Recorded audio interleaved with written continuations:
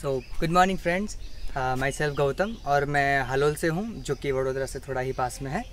So again मैं वापस मैं अपने मिलिट्री ट्रेनिंग की बात करूँगा जो कि एमटी यहाँ पर हमारा ओएसिस कैंप के द्वारा हो रहा है। और ये ऑलमोस्ट 15 डेज़ का कैंप है जिसमें आई एम द पार्टिसिपेंट और मेरा ऑलमोस्ट 15 डेज़ कंप्लीट होने वाला है, जस्ट 2 डेज़ लेफ्ट है। तो इसमें आप सोचोगे कि मिलिट्री ट्रेनिंग मतलब कुछ बहुत जो ओरिजिनली मिलिट्री ट्रेनिंग होती है वैसी होती होगी, but it's not like that. थोड़ा उस जैसा है, थोड़ा डिफरेंट लेवल का भी है, क्योंकि अब मिलिट्री ट्रेनिंग को एक शब्द सुनते ही लगता है कि बहुत हार्ड वर्किंग है, बहुत वैसा है। बट एक्चुअली में मिलिट्री ट्रेनिंग का मतलब ये होता है कि it's not just about the hard working और द स्ट्रेंथ और just the strongness, it's about the mental also. ये आपका इमोशनली स्ट्रॉन्ग करता है, आपको मेंटली स्ट्रॉन्ग करता है। तो बहुत सारे एस्पेक्ट्स है। मैं उसमें से मेरा एक खास स्टोरी आपके साथ शेयर करना चाहूँगा जो मेरा एक मेनली एस्पेक्ट जो मेरे अंदर डेवलप हुआ है, मेरे अंदर चेंज आया है। और वो ये है कि मैं आपको पहले मेरी जो जनरल बात है, जो रोज़मर्रा की ज़िंदगी है, उसके बारे में बताता हूँ कि I am the type of lazy type मैं एक इंसान हूँ। तो मतलब मेरे को ज़्यादा हार्ड वर्किंग काम मतलब थोड़ा टाइम करता हूँ, फिर वापस थक जाता हूँ और बैठ जाता हूँ। तो मेरे को कुछ खास पसंद नहीं है। तो मतलब सोने का भी मेरे को थोड़ा आदत है।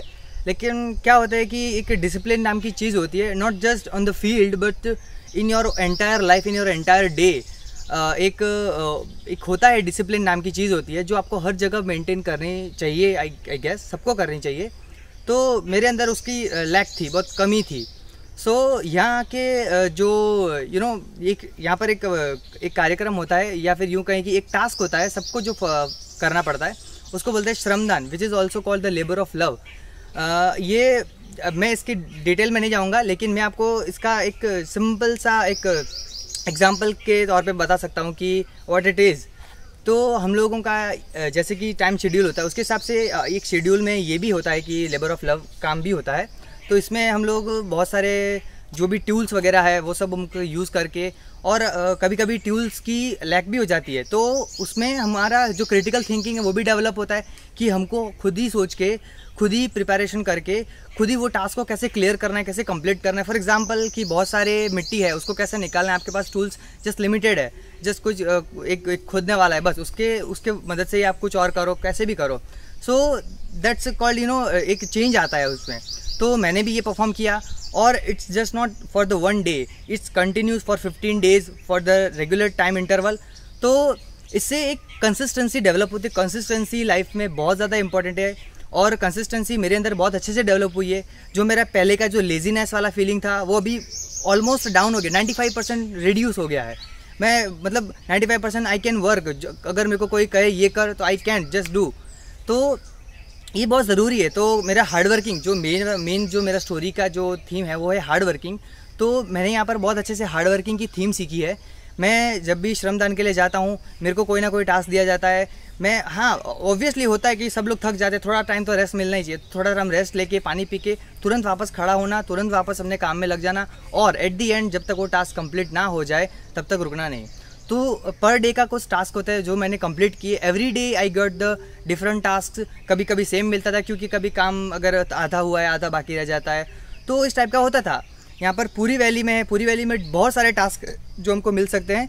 तो मैंने भी बहुत सारे टास्क किए, और लिटरली जो चेंज आया है मेरी फिजिकल स्ट्रेंथ में भी, मेरी मेंटल स्ट्रेंथ में भी। क्योंकि मेंटल स्ट्रेंथ की मैं इसलिए बात कर रहा हूँ क्योंकि एक कंसिस्टेंसी जो डेवलप होती है ना, वो फिजिकली नहीं हो सकता है। मेंटली आपको स्ट्रांग बनना पड़ता है उसके लिए, कि अगर रुक गए तो वापस स्टार्ट करने के लिए एक मेंटल स्ट्रेंथ चाहिए। तो उसके लिए बहुत अच्छे से डेवलप हुआ है। Every day I work about 2 hours continuous work करते हैं। उसमें थोड़ा टाइम ब्रेक मिलता है, उसके बाद फिर से काम पे लग जाना रहता है। तो इसकी वजह से हार्ड वर्किंग बहुत अच्छे से डेवलप हुआ है। और मैं ये मानता हूँ कि अभी जब ये मिलिट्री ट्रेनिंग 15 डेज़ का ओवर हो चुका है, तो जब मैं वापस अपनी जो रेगुलर लाइफ है उसमें वापस मैं अगर कदम रखूँगा तो इसका बहुत बड़ा इम्पैक्ट आएगा, बहुत बड़ा इफेक्ट आएगा। मतलब ऐसा, अगर मेरे को कोई कुछ काम कहेगा, मेरे को घर पे भी कोई कुछ काम कहेगा, बाहर अगर मेरे को कहीं जाना रहेगा, बाहर कोई काम करना रहेगा, तो आई कैन डू। मीन्स कि मैं लेजीनेस से वो बंधा हुआ नहीं रहूँगा। I can be free and I can do without any hesitance.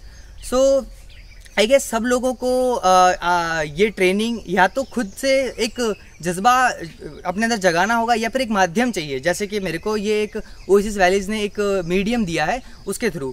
सो मैं ये नहीं कह रहा हूँ कि सिर्फ इसी के थ्रू, आप खुद पे भी कर सकते हो, बट मेरे को एक एक होता है कि एक फोर्स मिल जाए, एक पीछे से प्रेशर आ जाए, और प्रेशर इज़ कुछ बुरा प्रेशर नहीं, इट्स अ गुड प्रेशर, तो एक गुड प्रेशर आ जाए तो आप कर सकते हो।